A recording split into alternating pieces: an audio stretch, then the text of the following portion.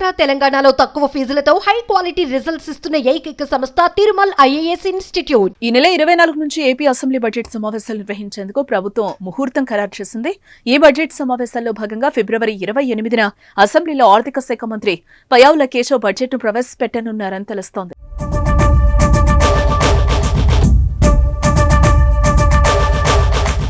వాస్తవానికి ఈ బడ్జెట్ను మార్చి 4వ తేదీన ప్రవేశపెట్టాలని ముందుగా నిర్ణయించారు. అయితే ఈ నిర్ణయంపై పునరాలోచించిన ప్రభుత్వం బడ్జెట్ను 4 రోజుల ముందు ప్రవేశపెట్టాలని నిర్ణయించింది.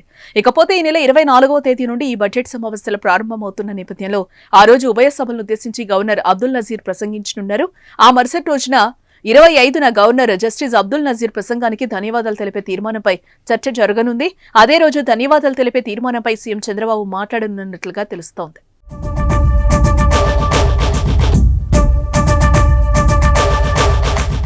ఇదిలా ఉంటే శీతాకాల సమావేశాలకు మాజీ సీఎం వైసీపీ అధినేత జగన్ హాజరవుతారా లేదా అనే దానిపై ఉత్కంఠ నెలకొంది.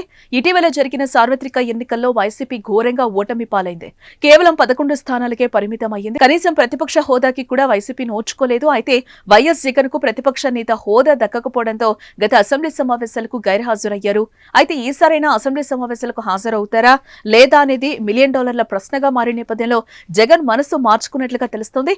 ఈ బడ్జెట్ అసెంబ్లీ సమావేశాలు హాజరు కావాలని నిర్ణయం తీసుకున్నట్లుగా సమాచారం. అయితే జగన్ తో వైసీపీ ఎమ్మెల్యేలు కూడా అసెంబ్లీకి హాజరు కానున్నట్లుగా తెలుస్తోంది.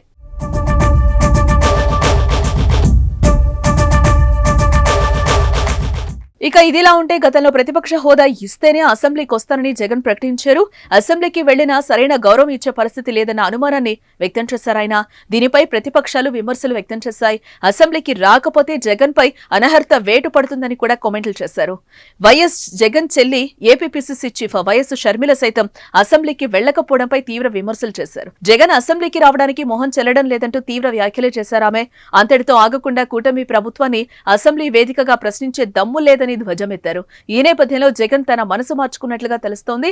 అసెంబ్లీకి హాజరై అధికార పక్షాన్ని ప్రజల సమస్యలపై ప్రశ్నించారని నిర్ణయించుకున్నట్లు పార్టీ వర్గాల్లో చర్చ అయితే సాగుతోంది.